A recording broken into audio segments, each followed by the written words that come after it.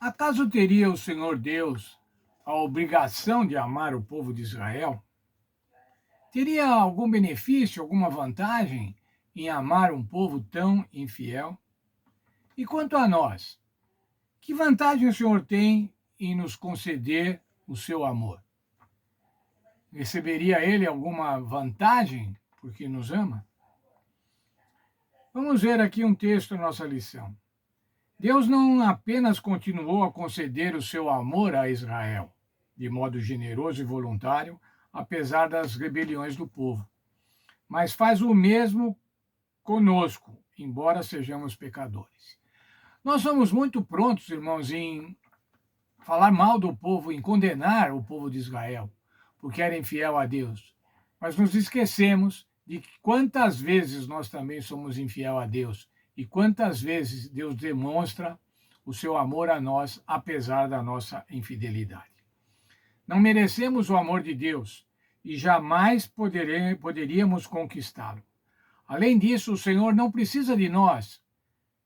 Que vantagem tem Deus conosco, irmãos? Que benefício ele tem conosco? Deus não carece de nada. O amor de Deus por você e por mim é completamente espontâneo e voluntário. Veja, Deus não precisa de nada, Deus não precisa de quem lhe sirva, Deus não precisa de quem o adore. Veja o texto do livro de Atos, capítulo 17, verso 25.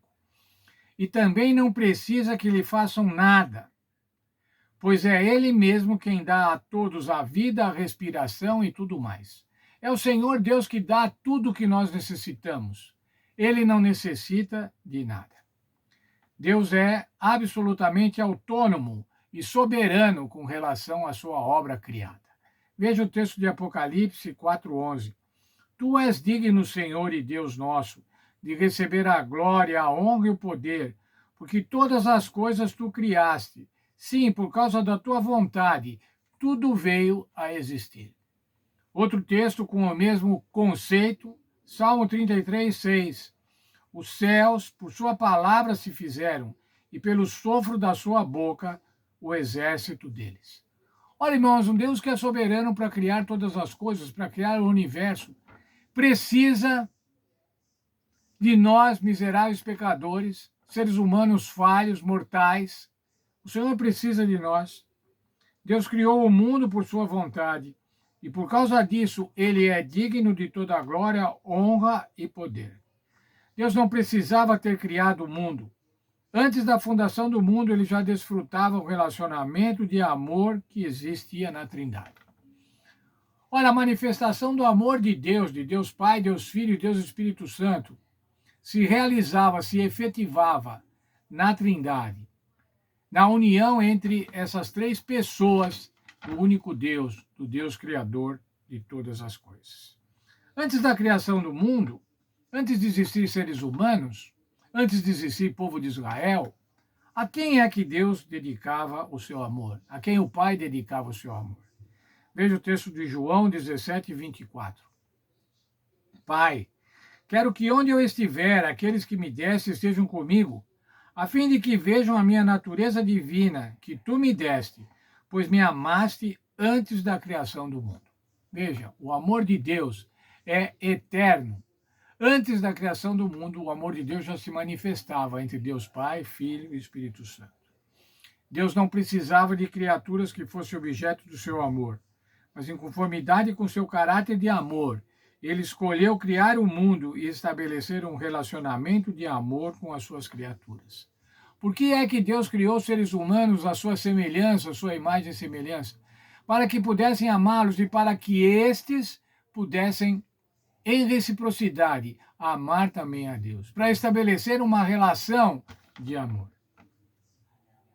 Não necessitava de seres humanos para amar e ser amado, mas continuou nos amando, mesmo após o pecado.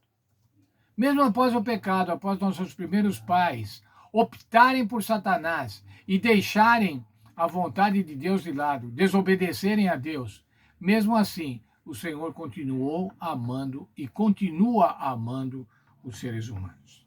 Após a queda no Éden, Adão e Eva perderam o direito de continuar vivendo e de receber o amor de Deus. No entanto, o Senhor que sustenta todas as coisas pela sua palavra poderosa, conforme Hebreus 1:3, em seu grande amor, misericórdia e graça, sustentou a vida deles e abriu um caminho para reconciliar a humanidade consigo mesmo por meio do amor. Essa reconciliação também inclui a cada um de nós. O amor de Deus se estende a toda a humanidade, mas eu gosto sempre de salientar o seguinte: o amor de Deus se estende a cada um de nós. O amor de Deus se estende em relações individuais. O conjunto dessas relações individuais é que torna o amor de Deus universal, é que torna o amor de Deus para toda a humanidade.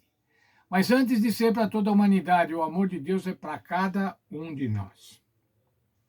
Apesar do nosso pecado, apesar das nossas falhas, apesar das nossas infidelidades, o Senhor continua nos amando. O Senhor continua me amando, continua amando cada um de vocês.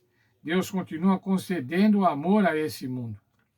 O que isso diz sobre o caráter de Deus?